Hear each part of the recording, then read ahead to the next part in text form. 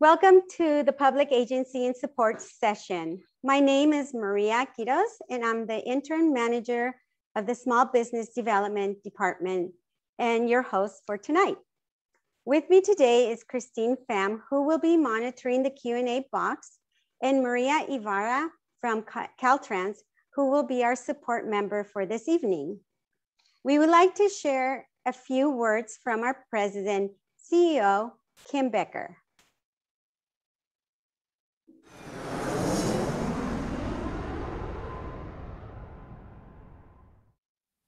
Hello, I'm Kim Becker, President and CEO of the San Diego County Regional Airport Authority.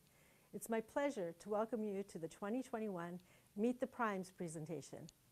This is the second year our small business development team has hosted Meet the Primes virtually, and we're looking forward to bringing you our program today. Our goal is to provide local, small, underrepresented, and veteran-owned businesses information to help them compete successfully for upcoming contract opportunities here at San Diego International Airport. We recognize that financial impacts resulting from the pandemic have presented significant challenges for many businesses. What you may not know is that there is support for small businesses. Today, we'll introduce you to representatives from public agencies, business support services, and a funding specialist company who will share information about public agency programs for small, local, and veteran-owned businesses. They'll explain how a business support service center can help a business grow and succeed through no-cost business consulting and low-cost training. They will get your business the financing needed to grow with government and public agency contracts without creating debt on your balance sheet. You'll also learn about upcoming contract opportunities and how to do business with public agencies. Historically, small and local businesses have contributed significantly to the airport's development. As we navigate our road to recovery, working with small and local businesses will be critical not only to the airport's recovery, but to our region's recovery as well. Our airport is about to embark on the $3 billion redevelopment of Terminal 1, which will be the largest and most expensive capital improvement project in our airport's history. This project will not only improve our facilities and enhance our customer experience, but it will also provide critically needed jobs for our region's workers. In the past decade, we've completed the Terminal 2 parking plaza and the new International Arrivals facility. We've expanded Terminal 2 West, built a new rental car center, and most recently finished our critically needed behind-the-scenes airport support facilities. These projects would not have been possible without small and local businesses. Collectively, these projects total more than $1.5 billion and include roughly $870 million in construction contracts specifically with local businesses and $298 million with small businesses. By providing unique opportunities for small and local businesses, the Airport Authority continues to generate millions of dollars for San Diego's regional economy.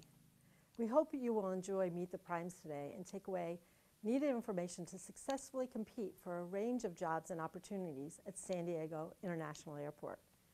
We look forward to having you climb aboard and join us in our efforts to innovate and enhance the airport customer experience for decades to come. Thank you for joining us.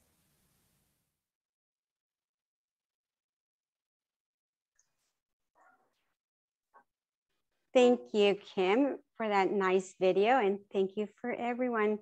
Hope everybody enjoyed it. And now I would like to introduce Cheryl Brown, Program Advisor of the San Diego and Imperial Valley, also known as SBDC, who is going to be sharing a brief presentation to learn about, so we could learn about what SBDC is about. Welcome, Cheryl, and thank you for being with us tonight. Please introduce yourself. Well, thank you, and thank you to San Diego County Regional Airport Authority for allowing us to be here today and to kind of give you some insight and information, and most importantly, kind of help you. Let's see here. Oh.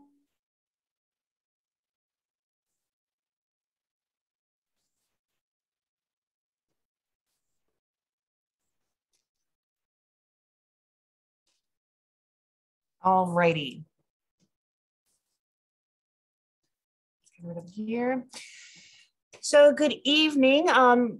Today's message is, how can we help you? Simply put, my name is Cheryl Brown. I'm a program advisor with the San Diego and Imperial Valley SBDC network. I'm hosted by Maricosta College as well as Southwestern College. But today is about how can we help you to do business either directly with the San Diego County Regional Airport Authority or as a subcontractor. I don't make guarantees often, but in this case, there are three things I can guarantee you. Number one, you're going to need a plan. Number two, you're going to need money. And number three, you're going to need to market your business. Those are the three guarantees across the board, whether you're trying to pursue opportunities as a prime or as a sub with the San Diego County Regional Airport Authority or any other agency. You're going to need a plan, you're going to need money, and you're going to need a market. So first and foremost, what is your plan? This is really asks why. Why are you wanting to pursue opportunities? Why is this important to you? And you need to be drilling down. If you can't answer the why, then you're going to have a really hard time identifying the what and then how. So why do you want to do this? And what are you going to do? And that could be simple as, I'm going to win a contract with the San Diego County Regional Airport Authority. Okay, great. Why? How? How are you going to do this? Now, sometimes there's two types of plans. There's that the traditional business plan that we always hear about that's kind of a little bit theoretical. And that's typically designed for an outside audience. So if you're looking at getting lenders or investors, what we're talking about in this plan is really a strategic plan. How are we going to do this? The best part about developing this plan, you don't have to do it alone. We actually are here and have advisors that can help you specifically with what your plan is. We can help you identify the why, even the what, and really kind of push you to the limits to really determine how are you going to do this in a very step-by-step process. So no theory here. This is really, what are you going to do and how are you going to do that? Next thing, and this is a fact of life, you are going to need money. See, when you're awarded, not if, when you are awarded a contract with any agency or with a prime contractor, they don't give you the money up front. You're going to have to float the cost of that project. So payroll, which is a doozy, supplies, materials, you're going to need to float the cost of that between performance and invoicing and payment. In a perfect world, that's going to be maybe net 45. But that's net 45 once you have submitted your invoice and it has been approved. So you definitely want to make sure you have some wiggle room. You're going to need money, and in order to get money, you need to know how much you need. Lending institutions don't like to hear as much as you can give me. It doesn't work that way. You need to know exactly how much you need, and they're going to want to know, why do you need it? What are you going to use it for? And you want to be as detailed as you possibly can. Where are you going to get it? Are you going to tap into your retirement? Please don't. Are you going to go on to 1-800, we lend you money? Please don't. Who are reputable funding sources? There are predatory lending practices out there that even if you do get funded by them, you're going to be paying 30, 40% interest, which when you're dealing with government contracts, your profit margins are not going to support that. Not to mention, it also can ding what they call character when you're looking at creditors and things of that nature. So you want to make sure that who you get it from, how you get it, is from a respectable, responsible, viable lender. What is your credit score? I hate to say it, but they're going to want to know what your personal credit score is, because they look at that as an indicator of how you manage credit. Remember that plan, what I said before, you're going to need a plan. Yeah. What's your plan?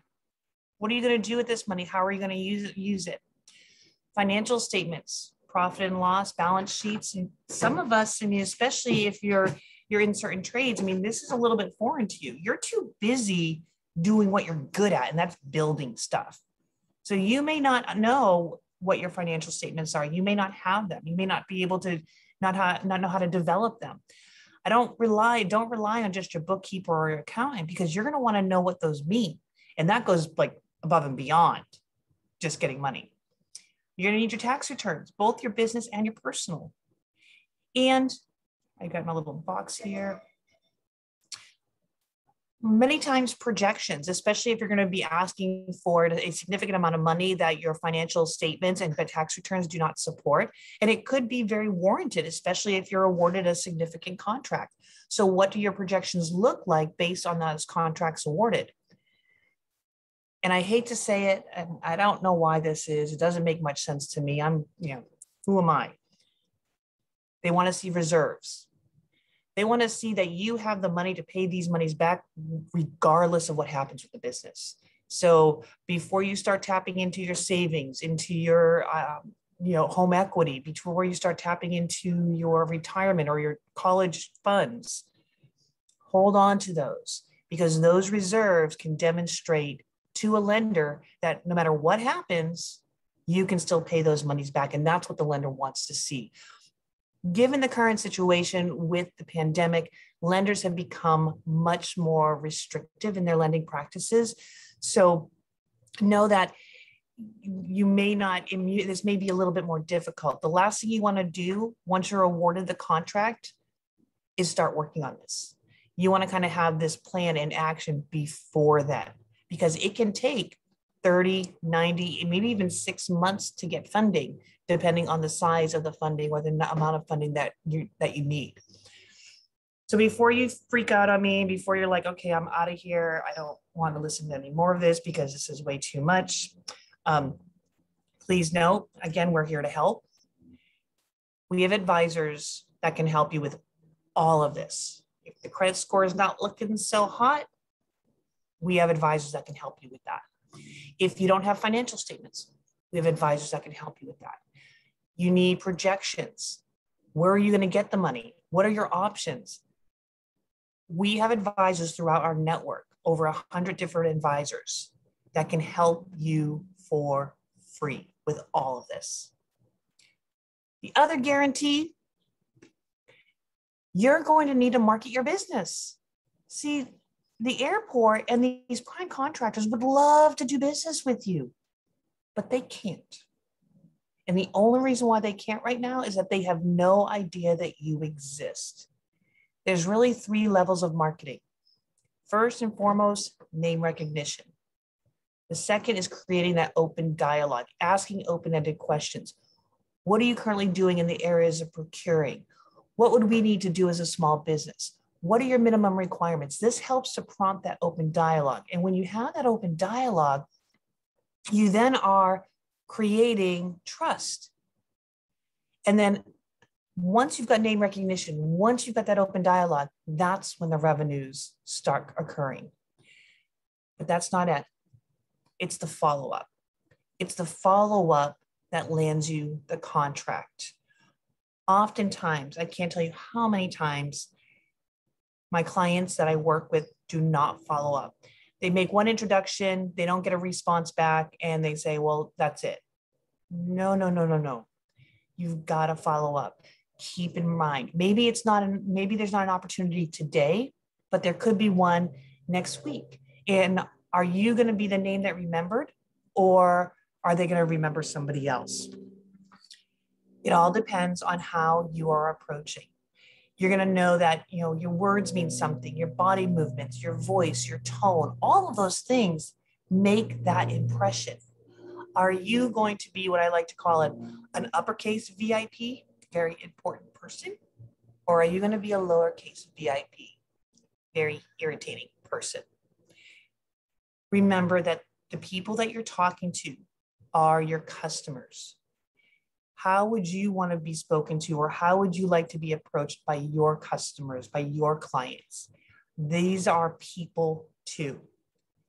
And so you need to make sure that you're making a good impression, that you're getting that name recognition, creating an open dialogue.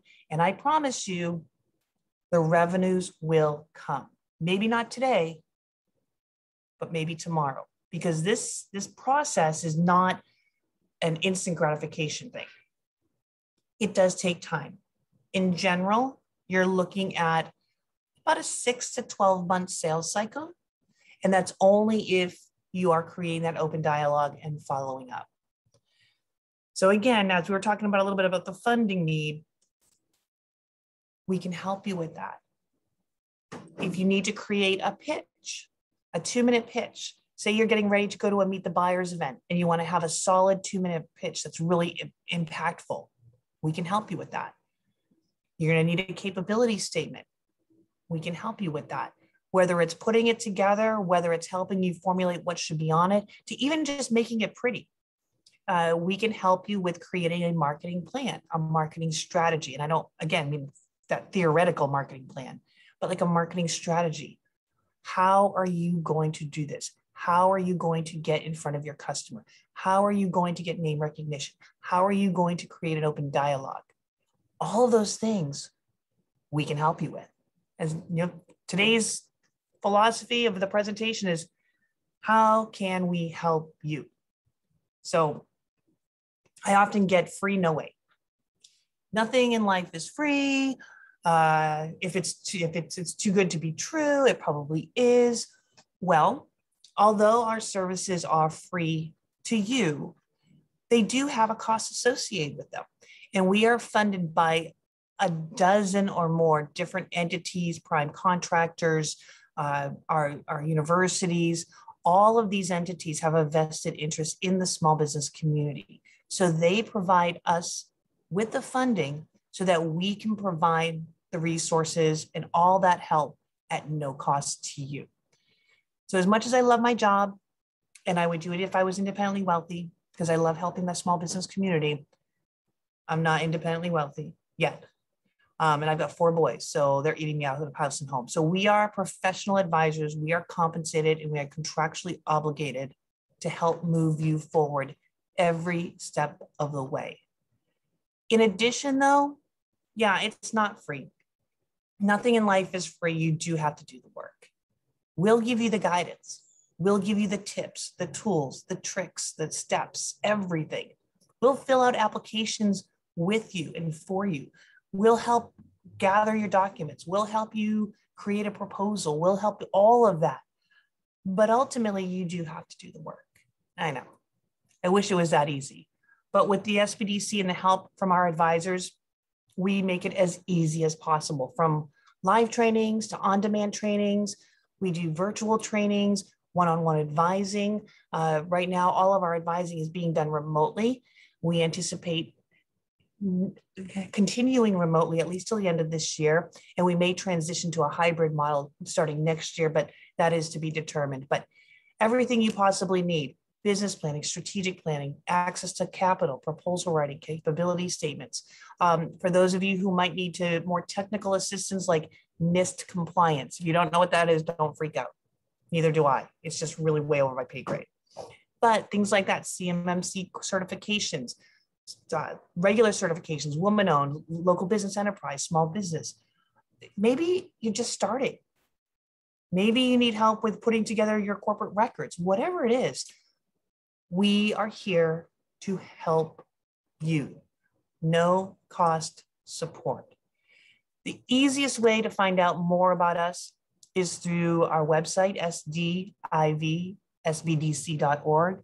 But of course, also, you can always reach out to me as well. I'm here to answer your questions and help you. The best way to reach out to us is to send us an email, because we are working remotely. And with that being said, do I have any questions?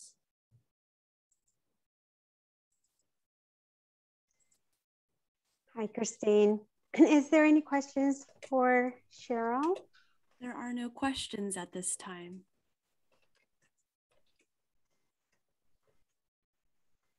Ooh, crickets. Quiet. Okay, let's get moving. Let's get everybody alive. So thank you, Cheryl, for sharing all the great services that SBDC has to offer for small businesses. And the best part that it is free. They just have to work for it. So keep that in mind. Reach out to Cheryl if you have any questions or need any help. So thank you and best of luck to everybody. Thank you.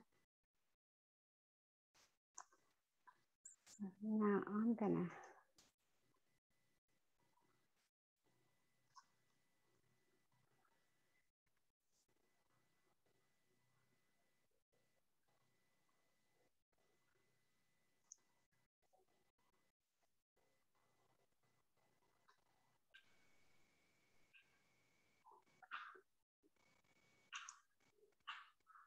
Oh, did I do something? Go to the recording. So it's time to introduce our panelists for this evening, and thank you for being with us. Tonight, you will be hearing from Judy Young, of the County of San Diego, Nadia Mercy of North County Transit District, Ina Walters and Mark Rivaldi of the San Diego Housing Commission, and to close out our program and a presentation from Frank Barshore and Brian Wimmer of CAFI USA.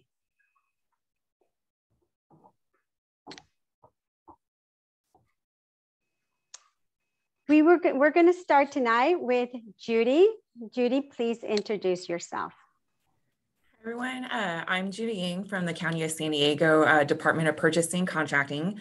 I am the program manager over our outreach and education activities.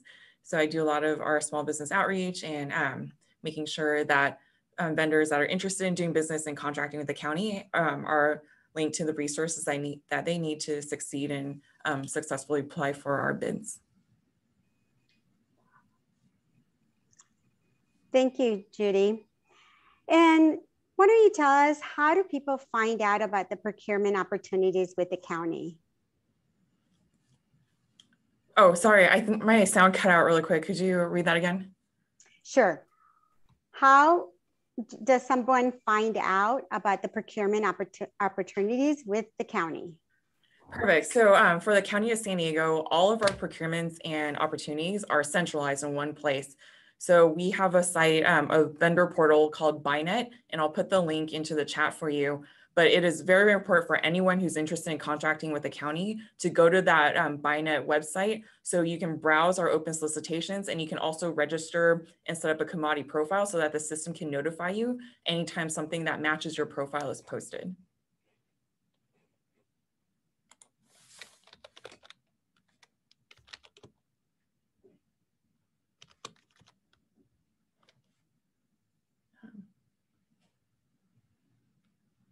Uh-oh, I don't know if we lost Maria. Here, can you guys hear me? Yeah. Okay. If someone is registered with the state, city, or another county, are they set for the county as well? So that is a great question. So I get that all the time where folks that are, or businesses that are new to government contracting, it can be a little bit complex because every agency, that means the city, the county, the state, et cetera, we all have our own separate procurement portals and systems. So even if you're registered with the city of San Diego or with the state of California, for example, the county of San Diego has its own separate procurement system, and we won't be able to see that information. So if you specifically want to register or want to do business with the county, you need to make sure that you're registered in BuyNet in our system. Great, great, thank you. Do you have any preferences or programs for small businesses in the county? We do. So the County of San Diego does offer a 5% preference on price for all bids and proposals. That's RFBs and RFPs. For local small businesses that are certified either as a small business with the state of California or a disabled veteran business enterprise, or certified with the federal VA as a veteran-owned service or veteran-owned small business. Great. So everybody remember there is preferences. So make sure that you guys know how you could get those preferences. What advice can you offer to help businesses be more competitive? So one of the things that we see all the time is we do from time to time hear back from folks that, oh, the incumbent always wins again, or the incumbent seems to have an advantage. And I just want to put out there that for the County of San Diego, for our RFPs and RFBs, it's all based on information that's specifically prepared for that particular solicitation so that everyone has an equal opportunity to apply and successfully win the bids. Now, where folks where businesses are new to government contracting tend to lose out on points is that they haven't read the solicitation fully and they haven't fully responded to everything we asked. And that is a common mistake that new businesses make when they're first applying for government contracts. So it is very, very important that when you're responding to a solicitation that you make sure that you've gone through the entire packet, regardless of how long it is, because every page that needs to have a signature must have a signature, because not signing on an important page can be disqualifying for your entire proposal. And that is, it's so heartbreaking when a very, very good business with a great model, they came in at a great price, but their package has been disqualified because they didn't sign the reps and certs page, for example. That is the official signature saying that certifying what you submitted. So it is extremely important to make sure that you're reading the entire package. And along those lines, also making sure that you're clear on what it is that we're asking for. So in an RFP where you have the opportunity to submit a proposal to tell us about your services or your goods, we will give you the criteria that our team is going to evaluate to award. And that means you're going to not only know which factors we're going to look at, you're also going to know the scoring weights. And I think sometimes folks are surprised to find out that price isn't always the most important factor. I've seen RFPs go out where price was maybe only 10% of the overall scoring total, because that just wasn't the most important thing for us for that particular contract. And everything else obviously was then worth 85 to 90%, which is much, much more. So it's very, very important to respond fully to the solicitation, and also to make sure that you're signing all the places that you need to sign. Very true. It is very disappointing when we have a great company that happened to one of our general contractors at the airport, very qualified. They submitted and forgot to include their contractor's license in their package. So make sure you guys put everything that's needed and required so you don't get disqualified. What resources do you have available to suppliers? So I'm so glad you asked. Along with the Small Business Development Center with Cheryl, who is on earlier today, we're launching a workshop series that starts the first week of October. It will be the first Wednesday once a month, and it's a workshop series that specifically talks about County of San Diego and government contracting. So it's a great way, especially if you're new to government contracting and you're trying to get a feel for how the process works and a chance to ask some questions. That's a great series to join. And I believe our website was linked into the chat. If you go to that site, the links to register are available from the front page.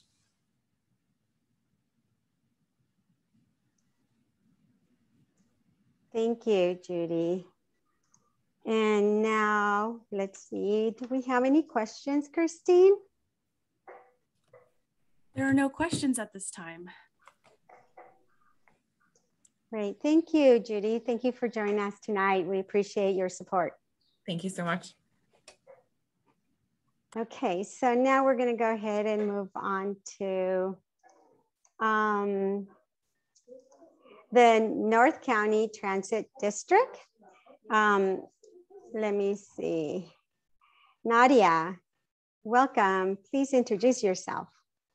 Thank you for having me. Good afternoon or good evening, everyone. My name is Nadia Mirzi. I'm the Civil Rights Officer for North County Transit District.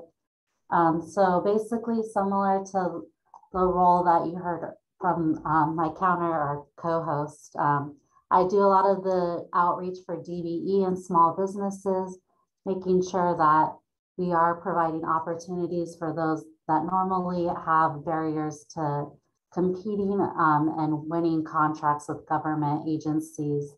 NCTD currently is race neutral, so we're a little different. We don't have preference. I just brought that up because that was something that was mentioned for some other agencies. They do have preferences. We don't have contract specific goals. So we're very big on networking and trying to encourage primes to either have subcontractors, or in some instances where it's appropriate, we will break up our contracts into smaller contracts where we could have DBEs compete without having to compete against, larger companies. But yeah, that was just a short introduction. Great, thank you, Nadia. And again, thank you for being with us tonight. What certifications does NCTD recognize?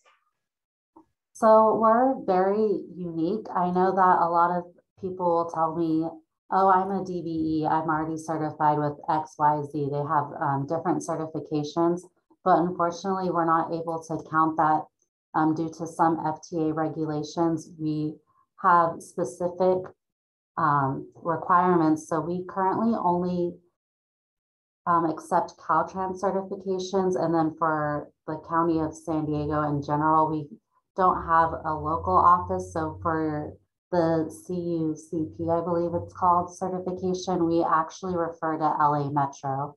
So it's all on the Caltrans website.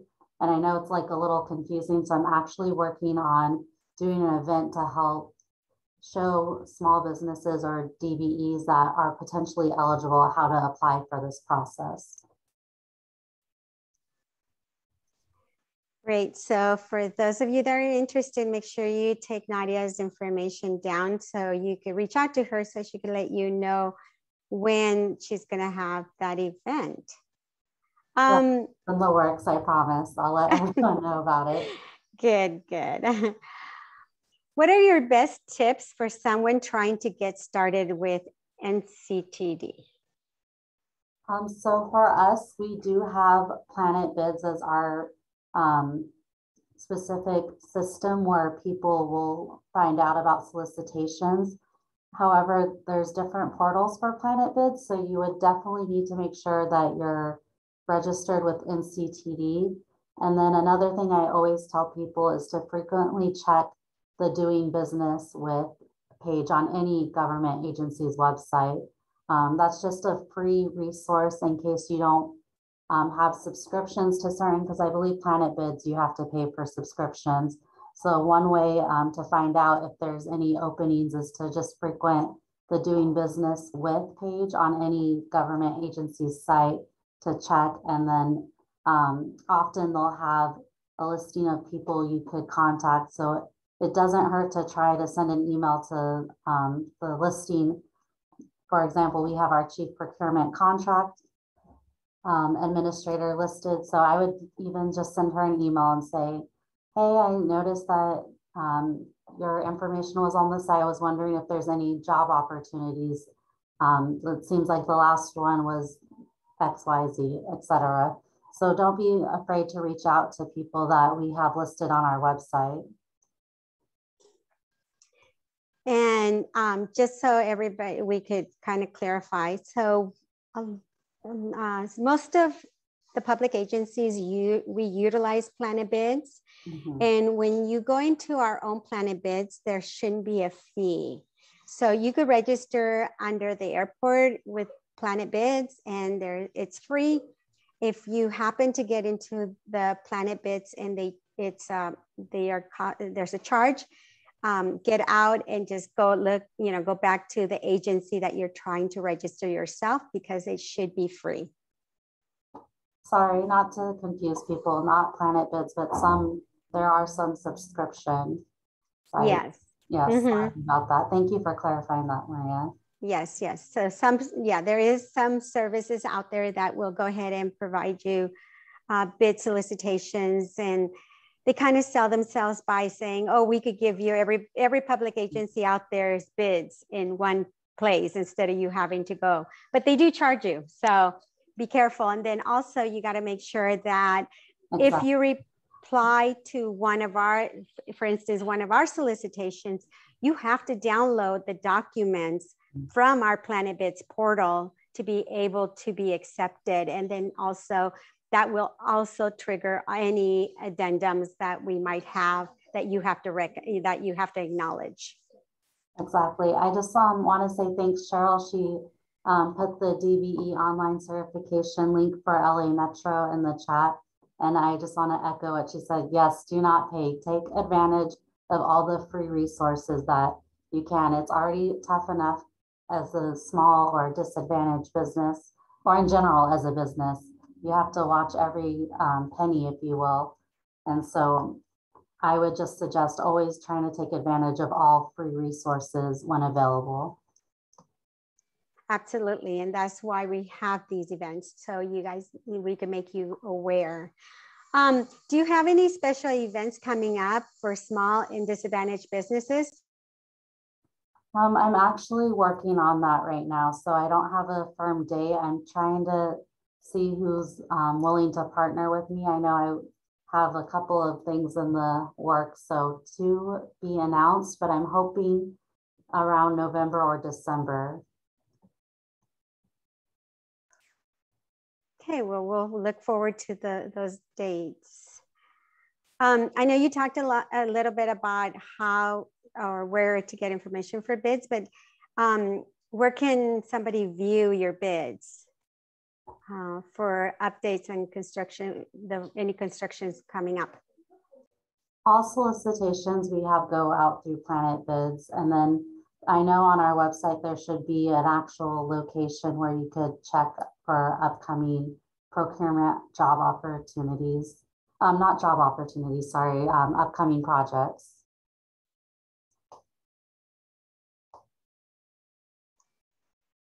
So again, remember, we Planet Bids, each agency has their own portal, so you will have to register multiple times. Mm-hmm. But I believe you could use the same password multiple times and the login, but just you have to go through that extra step, but remember to do that. Oh, you don't? Okay, so Cheryl, I see Cheryl, come on, give us the insight, please, Cheryl. So each agency that has contracted with Planet Bids gets its own unique URL. So you are correct that every single agency that you want to work with that uses Planet Bids, you do have to register separately. It is a different username and password. Oh, okay. I thought it was easier than that, but yes. Okay, thank you for clarifying that, Cheryl. And Nadia, thank you for being with us tonight. Christine, do we have any questions, or Maria?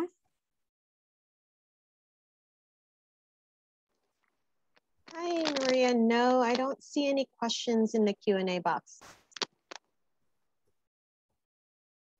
Someone wrote in the chat that they use the same one. I'm assuming they mean the same username and password for Planet Bids.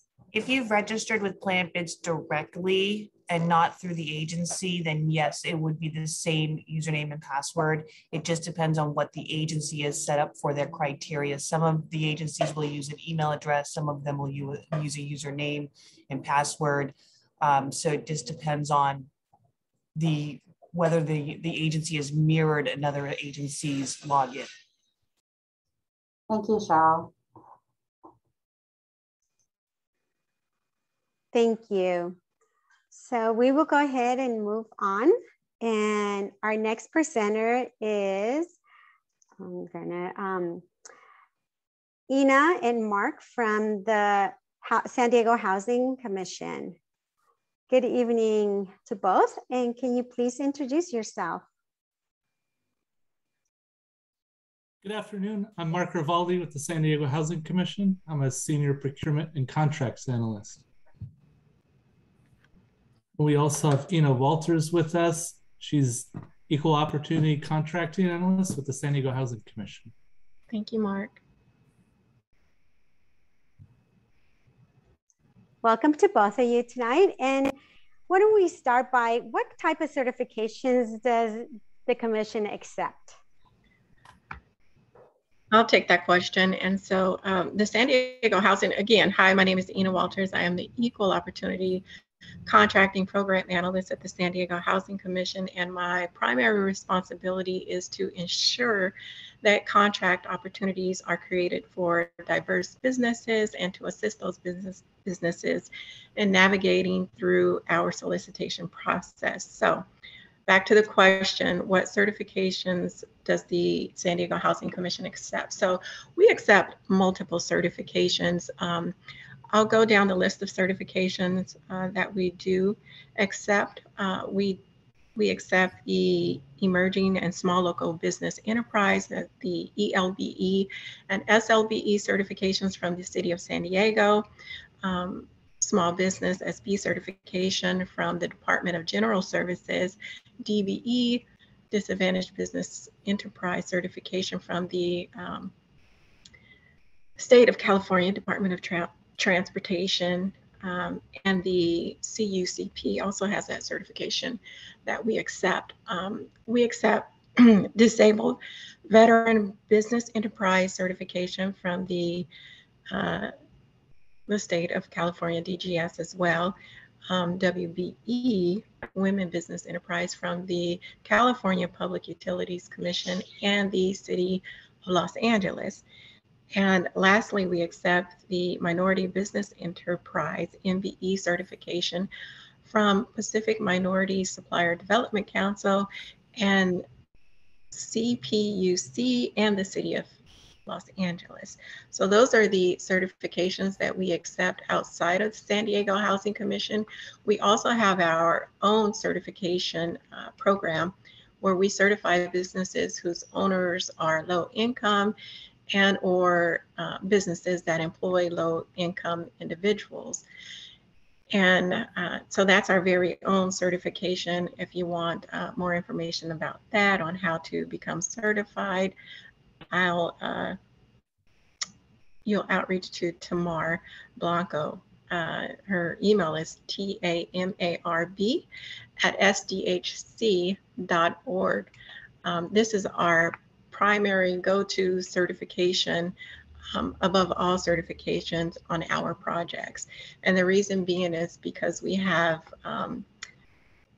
mandates from HUD that requires us to meet certain goals. And so that is why we really push Section 3 ahead of anything else. So yeah, that's it. Thank you, Ina. Great information about certifications. If nothing else, you've heard about from Cheryl and other agencies that it is important for you to follow and get some certifications, especially if you're going to be working with public agencies, because we all require some type of certifications. How about what does the Housing Authority typically purchase? I'll take that one, Maria. The San Diego Housing Commission purchases everything from pencils to constructing new multi-family units to capital improvements. So we pretty much purchase everything under the book. I have some listed here as construction, consulting, and professional services, architectural, engineering, financial investment, and legal services, affordable housing development, new construction and rehabilitation, office equipment, including computers, printers, and copiers, temporary employment services, and building maintenance services. We're a larger agency. We have over 350 employees. We are property managers for over 3,000 units in the city of San Diego. So we're always purchasing new things every day, and we're always looking to new vendors to work with. A lot of properties, a lot of work out there. So please, attendees, pay attention. So how can one register to receive notifications or solicitations from the San Diego Housing Commission? Maria, I'll go ahead and take that question as well. And we also use Planet Bids for our formal solicitations. That's usually procurements for $50,000 or more. So our micro purchase level is $50,000. Anything below that, we only need one quote. anything about that, we can either do a formal or informal. We typically go the formal route, and those will always be done through Planet Bids. My basic suggestion is for vendors, if they want to do business with us, is, of course, as we've mentioned before from Maria and Cheryl, that we get registered. And you have to be specifically registered with the San Diego Housing Commission if you want to see our solicitations. We have a great website, sdhc.org. And in there is a section on how to do business with the San Diego Housing Commission. There's a whole page in there on how to register Planet Bids with videos, walks you through how to do it.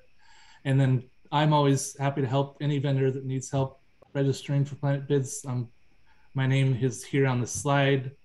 I'm sure Maria will share this with everyone after the meeting. So feel free to contact me myself or Ina, and we're always happy to help you.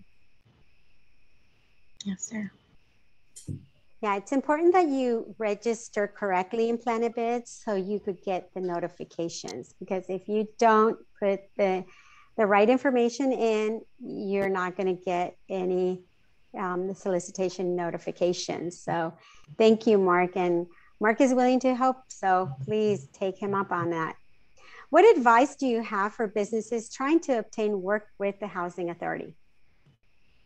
I'll take that question, Maria. So the best advice that we have is to, one, get certified. My personal experience, well, in my personal experience, one of the fastest, most cost-effective, and widely accepted certifications was from the CAFI USA. And however, you know, I can tell you that some of the other certifications might open other doors to opportunities where competition is restricted, opportunities where participation goals need to be met, opportunities where preferences are provided, and networking opportunities in general. So don't limit yourself to, you know, one certification. Obtain as many, to me, that's my advice, as you can, so that we all, or to ensure that we all can accept a certification that you might have. The second is to register with Planet Bids, of course, to receive the automatic notifications. I did check with Planet Bids. It's been some time ago, and there may be, I know that there's like subscription fees when you get into receiving notifications from multiple agencies. However, there may be still a situation where you can request to receive notifications for a specific, you know, area, and it be more cost effective than one of the subscriptions that they advertise. So that's something that, you know, folks can look into as well. Another advice that we have would be to attend our pre-bid and pre-proposal meetings. You know, it's also a networking opportunity for you to get in, for you to see exactly who we're contracting with, who's winning the awards. There may be some subcontract opportunity there for you. So, or even if not now, perhaps in the future. And finally, request assistance. If you don't understand, you know, there's a lot of quote unquote red tape. And if there's something that you just simply don't understand, you know, outreach, give us a call. We'll assist you with, you know, completing the documents that you need to complete, or any other assistance aside from providing more insight about the actual solicitation itself. So that's it. And I'll go ahead and read off what we currently have out for solicitation and Planet Bids right now. We do have a NOFA, a notice of funding availability for preservation, and we have another NOFA that's out currently for affordable housing. We also currently have a security assessment bid that's out. General contracting services is currently out. And the City of San Diego eviction prevention program is out currently on the street. So update of what we have currently.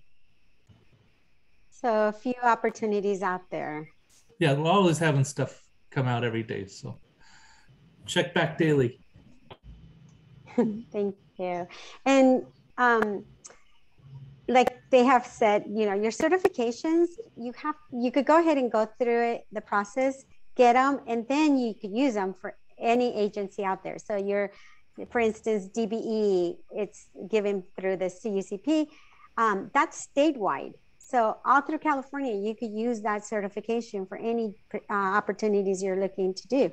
When you want to go into another state, that's a different story. You would have to apply for an interstate certification, but the same thing with your small small business certification. That also is, once you get it, you could utilize it with all the different agencies. So thank you both for sharing and being with us tonight. Thank you for having us, Maria. Thank you. Thank you. And so now we're going to go ahead and move on. Christine, do we have any questions? Hey, Maria, it's Maria. We do have a few questions that actually have been answered, but I'd like to also announce it so for those who do not have access to the Q&A. Will all the links in the chat be available with the recording and slides? Yes, the Zoom recording will include the chat and the slides that you see in the recording. And another question, do any of these agencies recognize LGBT-owned businesses? So self-certified, since there are no certifying agencies.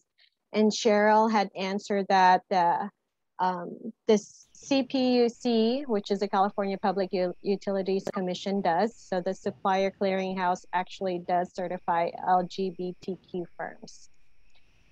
We do have another question, and I think this is for anyone in the panel would want to answer it. Any tips on finding out about solicitations before they are posted on Planet Bids type site? Many times these teams are developed prior to the RFPs hitting the street.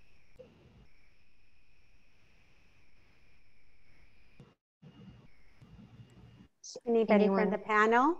Mm-hmm. So I can talk about that for the county. For the County of San Diego, for RFPs, we definitely do not form any teams or any contractors before they hit the street. But where I think folks run into issue with ours is some of ours, depending on the funding source, you'll find that the RFP isn't out as long as we would like, and it can be a short turnaround, which doesn't give you a lot of time to prepare. So that's probably where you're gonna kind of run to the pitfall, and that's why it's so important to register for the site so you're notified as soon as a solicitation is posted. So just in case it does have a short time frame to respond, that you're aware of it as soon as it becomes available. You know, that said, for major projects like capital projects, construction projects, things like that, if you go to the County of San Diego's website for the Department of General Services, they usually post the upcoming projects for the next year or two that they know that are coming out. So you have a general time frame of when they're expected to start posting the solicitations or the bids for those particular projects. Now it's a loose time frame because a lot of times things change and shift, and it could be a few months off, but it gives you a general idea of what's coming down, so you have some ability to look ahead. And Maria, for the Maria, for the San Diego Housing Commission, they're more than welcome to outreach to myself or Mark to receive more information on opportunities that are not solicited. Mark typically handles those, but just in case one of the other procurement analysts is responsible, then I ask that you outreach to me as well. So. Great, thank you, Ina. Maria, any other questions? That is all in the Q&A. Great, thank you. So moving forward, we have tonight Frank and Brian from CAFI, California, and they're going to be sharing a presentation with us tonight so we could learn more about what their company does. So welcome, Frank and Brian. Can you introduce yourself? This is Brian Wimmer here, and this is Frank Bayshore, founder of CAFI. I myself reside in North County in Oceanside, and just really happy and privileged to be here. So I really appreciate it. Thank you, Maria and Christine, and for the invitation. Thank you very much also. And my name is Frank Bayshore. I'm the president of the company. We service 4 states, all of Texas, Arizona, New Mexico, and Southern California. And we're excited to be out here. Just want to spread the word as to who we are and what we do. And I think as you hear the program, we're very pro small business, minority owned businesses. And Brian is one of our former customers, but now he works with us. So I'm going to turn it back to him and answer whatever questions I can to him. So Brian, please take over. Yeah, absolutely. Thank you very much, Frank. Would you like me to go ahead and share the screen, or is there a way that I can take control, Maria?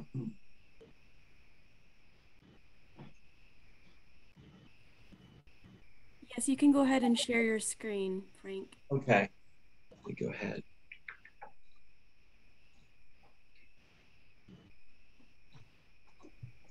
Oh, all right, there we are. Hey, excellent. Okay. Thank you very much, everybody. I'm Brian Wimmer with CAFI, and quite simply, you know, we help small to medium-sized companies, minority-owned, women-owned, veteran-owned, secure capital for government contracts and opportunities to subcontract under general contractors when a lot of banks can't or won't.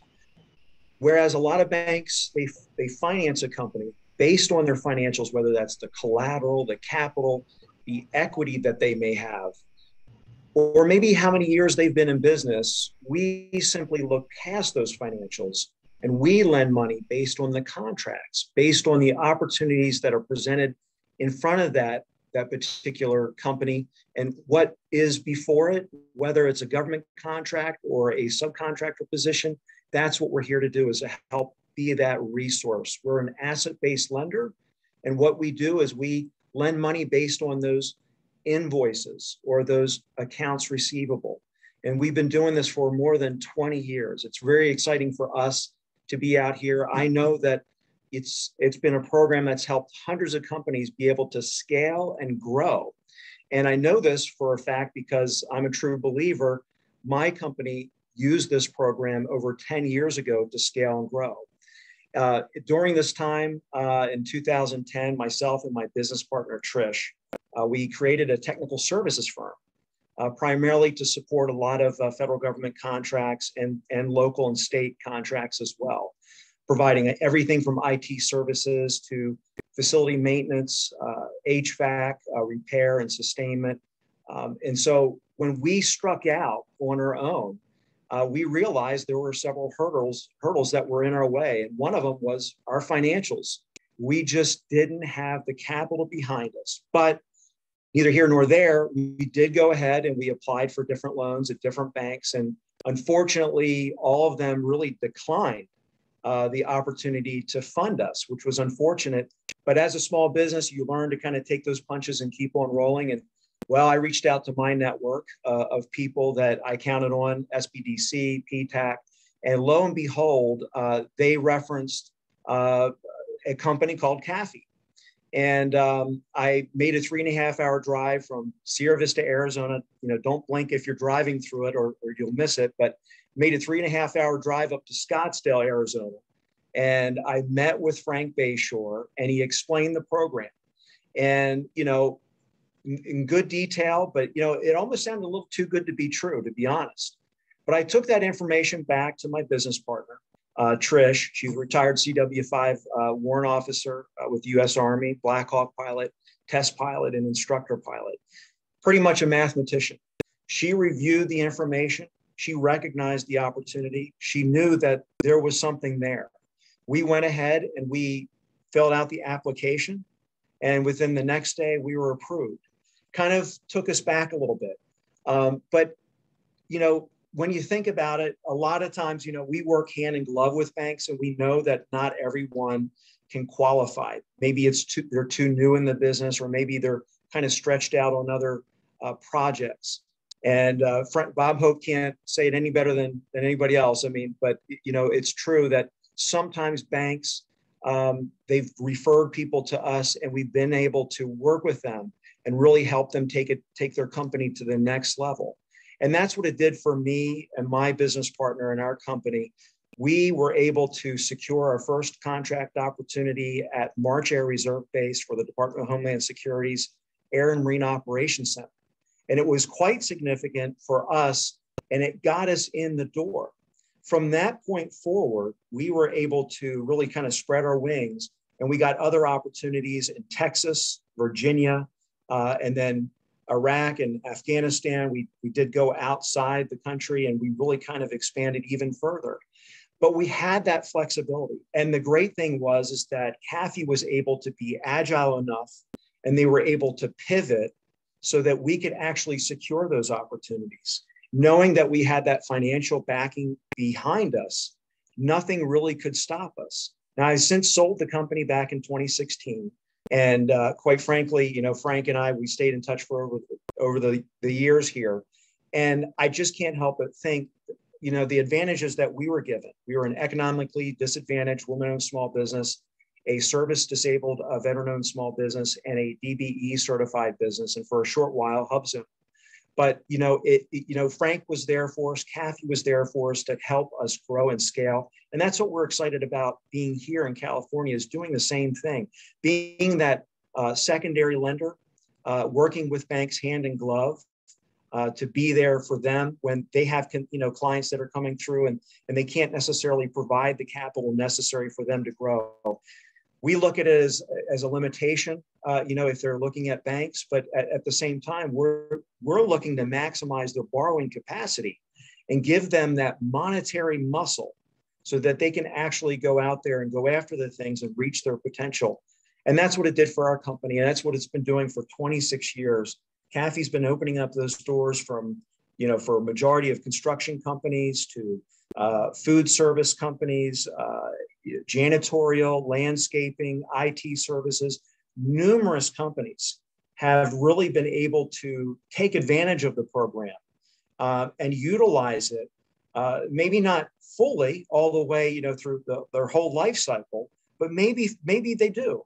And if they do, we are there for them every step of the way to make sure that they have the security, and that on the flip side of it, the opportunity to provide that peace of mind and that confidence to that government agency in knowing that that contractor will be able to perform, will be able to make payroll, will be able to pay suppliers. And again, for the general contractors, knowing that they have a subcontractor under them that's going to be able to make that payroll and make those pay off those material suppliers. That's the significant benefits that we provide, is that predictable cash flow. We remove those cash flow headaches, and we provide that asset-based lending or that line of credit that we can fund these companies on. And whether it's 45 days up to 60 days, I know from my own experience during sequestration in 2013, we didn't get paid by our prime contractor for 63 days, but neither here nor there, we still made our payroll and we maintained our reputation. Quite frankly, other contractors that were, also subcontracting under that prime, a lot of their employees were calling me, and they were scared because they were getting shortchanged on their checks. And so, you could see where things were going during that time, but we had that confidence. Our employees had that confidence, and it was CAFI that really helped us kind of keep it at that level. But let's take a look at how, basically the program works. One of the significant competitive edges that we have with our program is a letter of commitment. And this goes back 26 years when Frank was creating this company after, leaving the banking industry. He created this letter of commitment along with JAG officers that's been federally accepted as, us being a financial institution, so that companies can go to a government contractor or a government agency and or a general contractor and provide that letter of commitment, which really proves to them that they have that financial mechanism behind them to really perform on that work. And that, they can understand that, there's not going to be anybody leaving those positions or walking off that job, and that the suppliers are going to be paid. And quite frankly, a lot of our clients do utilize it to pay off suppliers early so that they can take advantage of those discounts.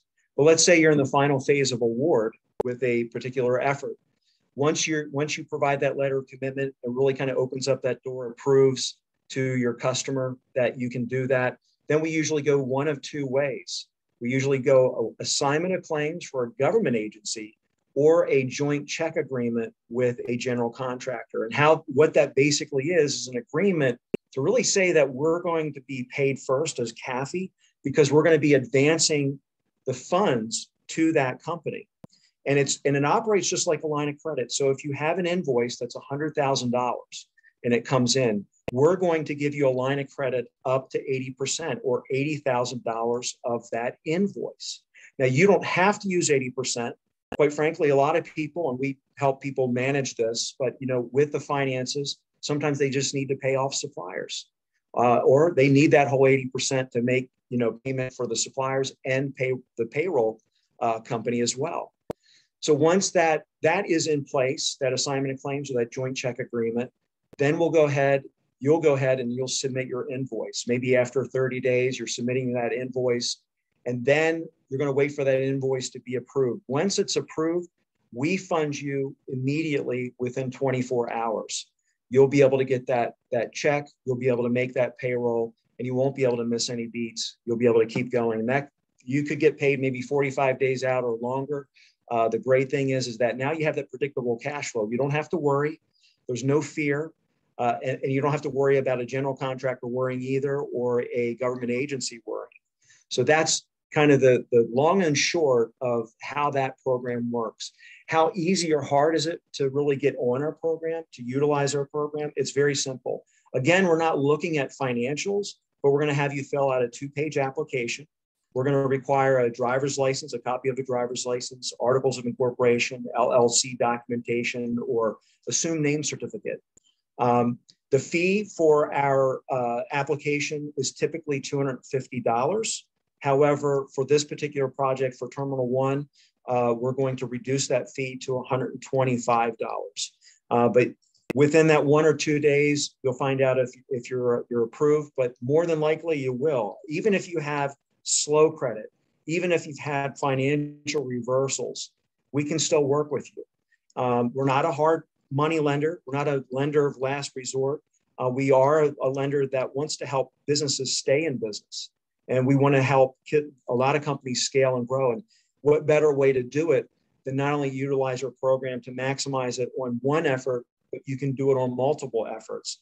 And that's also very significant. But let's take a look at a few success stories. Back in 2009, an Arizona construction company had won a epoxy flooring contract under the Manhattan Construction Company for the Dallas Cowboys Stadium. It was pretty significant. However, this construction company, unfortunately, their bank was foreclosed on by the FDIC. And they did what any business would do. They went to other banks to secure their capital so that they could really take a hold of this opportunity. Unfortunately, all the banks at that time declined. They just felt it was too much of a risk. However, one of those banks went ahead and they referred them to CAFI. Frank met with them on a Wednesday, the Arizona Construction Company. They went ahead and they filled out the application. Within a matter of hours, they were approved. Frank then flew out to Dallas with the Arizona Construction Company and met with the Manhattan Construction Management team. They worked out an agreement on Thursday. And by Friday, the next day, they were able to get that funding to really get that payroll and suppliers. They were able to complete the work in 8 months on time. And in between all this happening, they were bidding on other projects to include the Marlins Miami Stadium. So that's the great thing about what we're able to do, is really be that force multiplier for a company to really kind of spread their wings and not be pigeonholed into one opportunity, but to seek other ones and to not have those cash flow headaches or worries, knowing that we're funding them based on those contracts. Another particular opportunity that we were very proud of was a multi-billion-dollar award from the Army Corps of Engineers to the General Military Housing Authority to build 3,500 residences and structures for Fort Bliss, White Sands Missile Range, and Biggs Army Airfield. Unfortunately, the local banking community was not really supportive for a lot of the contractors, and that's where CAFI came in. CAFI came in to back up 5 different subcontractors. Balfour Beatty was the prime contractor on this effort.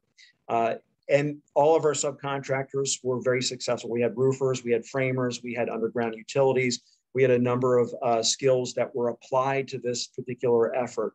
The great thing is that all of them were successful and all of them increased their work share. Balfour Beatty's turnaround for payments was about 45 to 60 days. And many of those subcontractors that were not on our program were suffering. They were struggling because they were trying to make payroll and they had a lot of people walking off their jobs. One of our companies went from 25 employees to 275 employees. And that was an increase in work share that was just says a lot about what this program can do for a company. The reputation was, held intact. They got rewarded for more work. And that was across the board. All the contractors that were on our team essentially they won that extra work share because of the program. We funded over $100 million in invoices for this project. It went on for over 6 years. And several of the companies successfully, some of them retired based off of this particular effort and job. But, we were really proud of the effort that our subcontractors did in completing the work. And we are also proud of the fact that not only were they did a great job, but we also were a part of helping kind of, build these residences for military families where a lot of the troops were either training or deployed there, and they had great housing at the end of it. But there are many success stories like these, my own included. So, but, looking at, California as a whole, we see a great opportunity here in California. Over the last 12 trailing months, I think this figure is off a little bit. I think it's about 485 billion, but 480 billion dollars worth of prime contracts have been awarded here in California. And we want to be here to help elevate those small businesses so that they have an opportunity to participate, and that the general contractors as well as the government agencies know that they don't have to worry about whether or not a company can succeed or whether or not they can make payroll or pay off suppliers, knowing that we're behind them and we're basically that financial backing so that they can complete the work. That's what we're about. That's what it was able to do for me and my business. And like I said, we're really excited about the opportunity to provide it here, give those same advantages to a lot of companies, and also really help a lot of the government contracting agencies improve their small business participation goals. I mean, that's another big win that we see, where it alleviates the stress for contracting officers that want to see a business win, but they know it's just too much of a risk. And rightfully so. I mean, no government contracting officer wants to award a opportunity to a business that could go out of business, because it's just too much. But if we're in there and we're supporting them, more than likely we'll provide that backing so that they are successful and they can get on that job and get on that bench and they can start performing. More information about our company, you can also go to CAFI-USA.com. You can download our free brochure, Immediate Cash Flow. It gives you a really nice scenario of how the program works and how it could be applied in different ways. And I also kind of tell people to visit our site. You can go visit some of the other case studies and see what CAFI's been able to do, see the flexibility that we offer. There's so many different issues and concerns and challenges that a business faces. I myself face those challenges. You overcome them as they come at you. But, it's always important to kind of know who's on your team, whether it's the SBDC, PTAC, SBA, who's on your team, your banker, your attorney, your CPA, your insurance broker. Are they talking to one another is another big thing. And we have that role of wanting to be on that team and support and play a role in helping those businesses scale and grow. And that's what we've been doing for 26 years. And I'm very happy to be here and have the privilege and honor to share what our program can do. If you need to contact us, you have our emails up there. My email address is Brian, BRINW at CAFIUSA.com, or my mobile number. Feel free to contact myself or Frank anytime. We're here to help. We're here to be a resource, and we're here to help businesses reach their potential. Thank you very much. Thank you.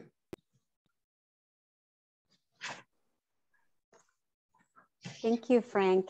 And Brian, obviously. Frank, are you going to say a few words for us tonight, or? I'll be glad to.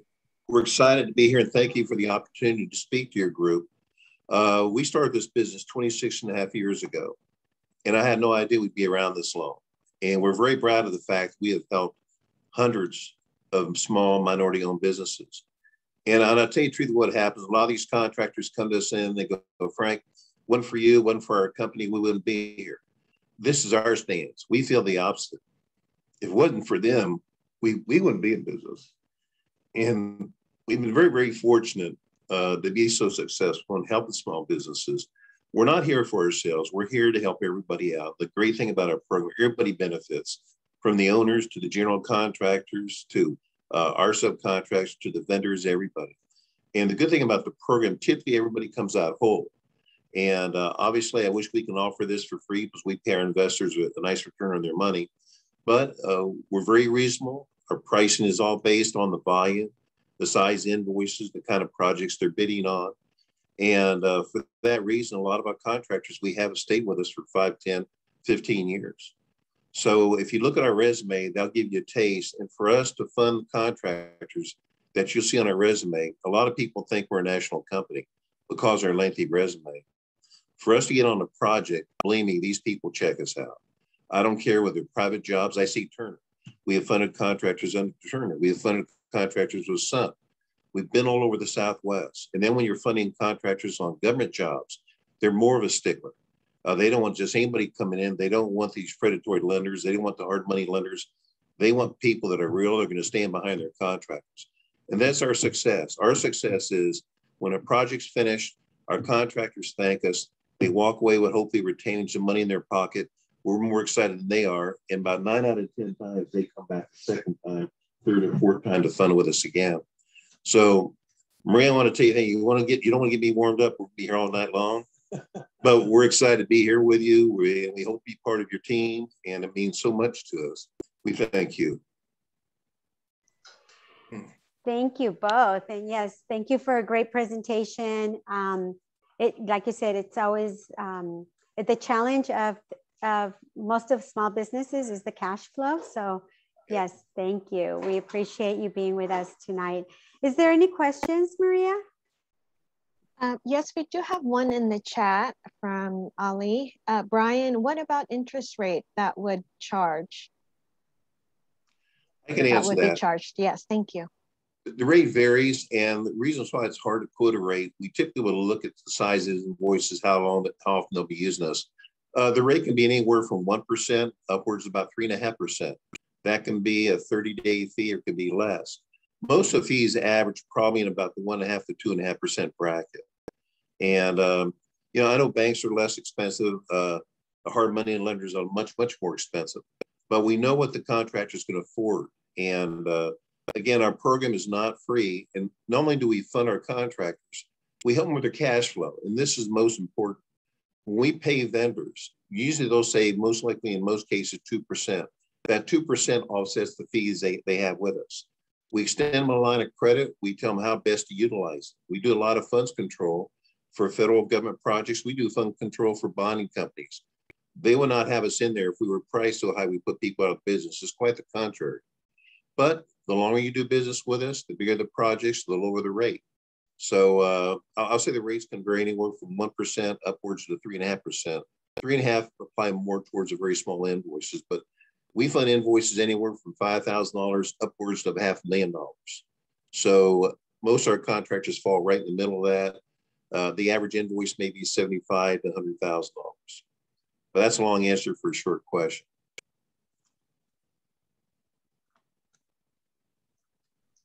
Thank you. Thank you. Any other questions? No questions, that is all. Okay. Thank you both, and I hope everybody has captured this contact slide so they could reach out to you, and I'm sure if they have any questions, you'll be able to answer them. So we pretty much have come to the conclusion of our event tonight. So can we have all our panelists turn on their cameras, please? And I will do the same. Oh. Okay.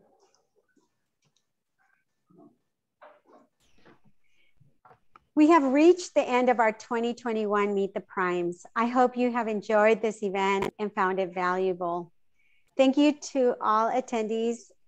Thank you to all of our attendees on our second virtual Meet the Primes. And a special thank you to our panelists and support team. Hope to see you next year and of course in person. Good night, everyone. Thank you very much. Y'all take care. Thank you so Good much. night. Thank you. The recording.